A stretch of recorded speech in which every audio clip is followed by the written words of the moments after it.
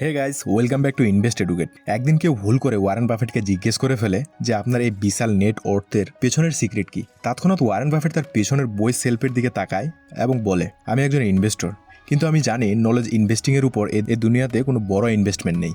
আমি এই জায়গায় পৌঁছেছি নলেজ ইনভেস্টিংয়ের মাধ্যমে। ওয়ারেন বাফেট বলে, আমি প্রতিদিন প্রায় 500 পেজ পড়ে থাকি। তিনি মনে করেন নলেজের কম্পাউন্ডিং টাকা পয়সার কম্পাউন্ডিংয়ের চেয়ে দ্রুত গ্রো হয়ে থাকে। আর বিলিয়নিয়ারদের মধ্যে শুধু ওয়ারেন বাফেটই না যে রিডিংকে খুব বেশি ইম্পর্টেন্ট দিয়ে থাকে। অ্যাঞ্জেলিস্টের ফাউন্ডার এবং উবারকে জলদি ফাউন্ড দেওয়ার ইনভেস্টর নাবার রবিকান্তকে জিজ্ঞেস করা হয় নতুন ইনভেস্টর বা এন্টারপ্রেনার তৈরি করার জন্য সবচেয়ে ইফেক্টিভ ওয়ে কোনটি। একথা শুনে নাবাল রবিকান্ত শুধুমাত্র একটি সেন্টেন্সে বলে, রিড এ লট। চাইলে কিন্তু সে বলতে পারতো মুভি দেখো, বিভিন্ন ডকুমেন্টারি দেখো, কিংবা ইউটিউবে ভিডিও দেখো, কিন্তু রবিকান্ত সবচেয়ে বেশি ইম্পর্টেন্ট দিয়েছিল রিডিংয়ের উপর। কারণ এ সময়ে এসেও মানুষের যে কোনো ইফেক্টিভ আইডিয়া সর্বপ্রথম পেপারেই ল্যান্ড হয়ে থাকে। তারপর সেই আইডিয়ার উপর মুভিজ তৈরি হয়, ডকুমেন্টারি তৈরি হয়, কিংবা ইউটিউবে ভিডিও তৈরি হয়।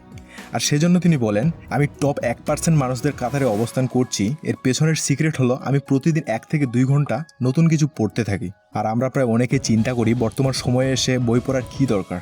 আমরা চাইলে যে কোনো জায়গা থেকে প্রচুর পরিমাণ জ্ঞান নিতে পারি। আমরা ভাবি যে কোনো বইয়ের সামারি তো আমরা অনলাইনে খুব ভালোভাবে পেয়ে যাই, কিন্তু কেন আমাদের টাকা পয়সা খরচ করে বই কেনার পর সময় নষ্ট করে সেটা আবার পড়তে হবে? আপনি যদি এই ধরনের চিন্তাভাবনা করে থাকেন তাহলে যে এখন পুরোটাই ভুল চিন্তাভাবনা করছেন এমনটা কিছু না। তবে এর পিছনে কিছু রিজনস রয়েছে।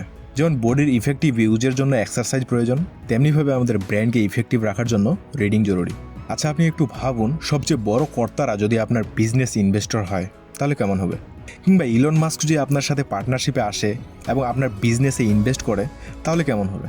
আর যেখানে ইলন মাস্ক আপনার বিজনেসের জন্য তার নিজস্ব যে সিক্রেটগুলো রয়েছে সেগুলো ইউজ করবে, যে সিক্রেটগুলো সে স্পেস এক্স এবং টেসলাকে গ্রো করার ক্ষেত্রে ব্যবহার করেছে। এবং ভাবুন, ওয়ারেন বাফেট এসে আপনাকে শেখালো যে কোথায় কীভাবে ইনভেস্ট করতে হবে, এবং ওয়ারেন বাফেট আপনাকে সব টিপসগুলো দিবে যে টিপসগুলো বিখ্যাত investor company Berkshire Hathaway grow করতে সে গেইন করেছে। আর এই সবগুলো খুব সহজে আপনি করতে পারবেন, মানে সব কিছুই পসিবল যদি শুধুমাত্র ওই বিখ্যাত ব্যক্তিগুলোর বইগুলো আপনার কাছে থাকে। বইগুলোর ভ্যালু সে প্রাইজের চেয়ে অনেক বেশি হয়, কারণ এই বইগুলো পড়ার পর আপনার নলেজ ইনক্রিজ হতে থাকবে। সে নলেজ দিয়ে আপনি লাখ টাকা ইনকাম করতে পারবেন। যেভাবে আমরা এর আগের ভিডিওগুলোতে রিচ ড্যাড পোর ড্যাড এবং the richest man in Babylon বইগুলোতে লাইফের গুরুত্বপূর্ণ বিষয়গুলো সম্পর্কে আলোচনা করেছিলাম। আর সেই নলেজগুলো দ্বারা আপনি আপনার লাইফের গুরুত্বপূর্ণ লেসনগুলো পরিচালনা করতে পারবেন। প্রফেশনালদের একটি রিসার্চে দেখা গিয়েছে যে লোক প্রতি বছর 6 থেকে 7টি করে বই পড়ে সে লোক মিলিয়নিয়ার হওয়ার চান্স 122% হয়ে থাকে। এখানে কিন্তু আমরা বলতে পারি যে বই আমাদের লাইফের একটি নিউক্লিয়ার বম হিসেবে থাকে। বই জিনিসটা সাইজে ছোট হইলেও এর বিশালতা পুরো দুনিয়ায় ছড়িয়ে পড়ে। এই জন্য জার্মানিতে 1933 সালে অ্যাডলফ হিটলারের সিদ্ধান্তে হাজারো বই জ্বালিয়ে দেওয়া হয়, যাতে করে বই মানুষদের ইনফ্লুয়েন্স না করতে পারে এবং সে দীর্ঘদিন ধরে সেখানে শাসন করতে পারে। আর এইসব বিষয়গুলো জানার পরেও আমাদের বর্তমান ইয়াংস্টাররা অনেকগুলো ভুল করে থাকে। আর সেই মিস্টেকগুলো নিয়েই আজকে আমরা এই ভিডিওতে আলোচনা করতে যাচ্ছি। আমি সাধারণত এই চ্যানেলে ফাইন্যান্স, মানি ম্যানেজমেন্ট, মোটিভেশন নিয়ে আলোচনা করি। আমাদের স্কুল কলেজে এই বিষয়গুলোর উপর পাঠদান দেওয়া হয় না, তাই আমি এই চ্যানেলটি শুরু করেছি। আশা করি এই চ্যানেল থেকে আপনি ভালো কিছু শিখতে পারবেন। এই চ্যানেলটির ভিডিওগুলো যদি আপনার লাইফে একটুও ভ্যালুয়েবল মনে হয় তাহলে আপনি অবশ্যই চ্যানেলটি সাবস্ক্রাইব করে রাখুন। Mistake number 1, reading the wrong books. আচ্ছা, আমি কিন্তু আপনাকে বলেছি যে যারা লাইফে সাকসেসফুল হয়েছে তারা প্রতিনিয়তই বই পড়ে থাকে, কিন্তু তার মানে এই না যে সামনে তারা যে বইটিই পাবে সে বইটিই পড়া শুরু করবে। আপনাকে এমন কিছু পড়তে হবে যেটি আপনার লাইফের জন্য প্রয়োজন।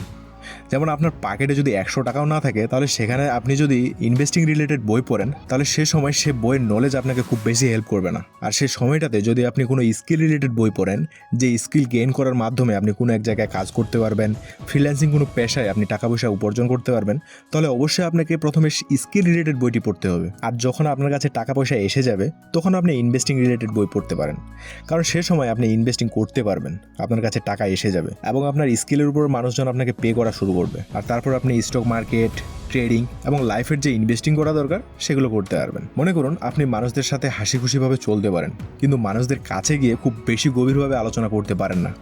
এর জন্য আপনার বিজনেস মডেলে কিছু প্রবলেম এসে যায়, কারণ বিজনেসের মূল মডেল হচ্ছে মানুষের কাছে গিয়ে হ্যান্ডেল করা। এই অবস্থায় আপনার অবশ্যই হ্যাপিনেসের বই পড়া উচিত হবে না।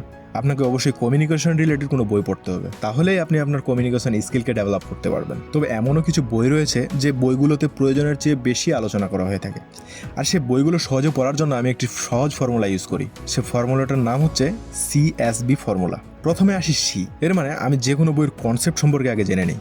আর সেই বইয়ের কনসেপ্ট যদি আমার খুব ভালো লেগে যায়, তারপর আমি আসি এস মানে সামারি পড়ার পর যদি আমার মনে হয় যে এই টপিকগুলো খুব ইন্টারেস্টিং টপিক আর এখান থেকে আমি ভালো কিছু শিখতে পারবো, তখন আমি সেই বইটি পড়া স্টার্ট করে দিই। Mistake number 2, reading without implementation. প্রফেশনালদের মতে আপনি কতগুলো বইয়ের থ্রুতে গিয়েছেন সেটা কোনো ম্যাটার করবে না, কতগুলো বই আপনার থিওরির সাথে মিলেছে সেটাই হচ্ছে বড় ব্যাপার। আর এটা কিন্তু অবশ্যই জরুরি ব্যাপার। আপনার কখনোই প্রয়োজন না যে খুব তাড়াতাড়ি একটি বই পড়ে শেষ করা। আপনি সময় নিয়ে একটি বই পড়ুন এবং সেই বইয়ের ভাষাগুলো আপনার লাইফের সাথে ইমপ্লিমেন্ট করুন, তাহলে আপনি সাকসেস হতে পারবেন। আর এখানে একটা কথা মনে রাখুন, রিডিং কখনোই রেসিং এর মতো কোনো জিনিস না। আপনি যত ভালো একটি বই পড়বেন তত স্লোলি পড়ুন, কারণ যখন আপনি খুব ভালোভাবে বুঝে শুনে একটি বই পড়বেন তখন সে বইয়ের প্রতিটি কথা আপনার মাইন্ডে থেকে যাবে। মনোবিজ্ঞানীদের মতে আমরা যখন একটি কাজ করব সে কাজের ইফেক্টগুলো আমাদের ব্রেনে ভাঁজ পড়ে যায়, আর যখন সে কাজটা আমরা খুব ভালোভাবে করব তখন আমাদের ব্রেনে সুন্দরভাবে সে কাজের রেজাল্ট ভাঁজ পড়বে এবং দীর্ঘদিন পর্যন্ত আমাদের সেই বিষয়বস্তুগুলো আমাদের ব্রেনে থাকবে এবং ব্রেন আমাদের ভালো ইফেক্ট দিবে। তাই অবশ্যই আপনার উচিত ধীরে ধীরে এবং বুঝে শুনে কোনো একটি বই পড়া। Join the traffic university. যদি আপনার অফিসে যেতে 1 ঘন্টারও বেশি সময় লেগে যায় ট্রাফিকের কারণে, তাহলে আপনি অবশ্যই ট্রাফিক ইউনিভার্সিটিতে ভর্তি হয়ে যান। ট্রাফিক ইউনিভার্সিটি মানে ট্রাফিকে আটকা পড়ার সময় গান শোনা কিংবা সোশ্যাল মিডিয়াতে সময় দেওয়ার বিপরীতে আপনি সেই সময়টি লার্নিং পারপাসে ইউজ করুন। এতে করে আপনি আপনার ক্রিয়েটিভ এবং প্রোডাক্টিভিটি চিন্তাগুলোকে গ্রো করতে পারবেন। এর মানে আপনি আপনার সময়কে খুব ভালোভাবে ব্যবহার করে লাইফের জন্য সবচেয়ে ইফেক্টিভ ইনভেস্টমেন্ট করছেন এবং আপনি জলদি ফাইন্যান্সের দিকে ভালো করা শুরু করবেন। কারণ নলেজ ইনভেস্টিং এর উপর কোনো ইনভেস্টিংই নেই। আপনি যত ভালো নলেজকে ইনভেস্ট করতে পারবেন তত আপনি লাইফে ভালো কিছু করতে পারবেন। আর হ্যাঁ, অবশ্যই খেয়াল রাখুন যে আপনি সেই বইটিই পড়ুন যে বইটি পড়তে আপনি মজা পান এবং সেই বইটির কথাগুলো আপনি লাইফের সাথে ইমপ্লিমেন্ট করতে পারবেন। আমি চাই আপনি রিডিংকে অনেক এনজয় করুন, তবে আপনি একটা সময় ভালো ইনভেস্টর কিংবা ভালো উদ্যোক্তা হতে পারবেন। বই পড়তে আপনাকে কতটা ভালো লাগে সেটা কিন্তু কমেন্টে জানাতে ভুলবেন না। আজকের ভিডিওটি এ পর্যন্তই। আশা করি আপনি আপনার ভ্যালুয়েবল সময়কে কাজে লাগাতে পারবেন এবং জলদি সাকসেসফুল হবেন। ভিডিওটি ভালো লাগলে একটি লাইক দিন, আর ভালো না লাগলে ডিসলাইক দিয়ে দিন। এইরকম ভ্যালুয়েবল ভিডিওগুলো মিস না করার জন্য চ্যানেলটি অবশ্যই সাবস্ক্রাইব করে রাখুন। দেখা হচ্ছে পরবর্তী ভিডিওতে। ততক্ষণ পর্যন্ত ভালো থাকুন। ধন্যবাদ।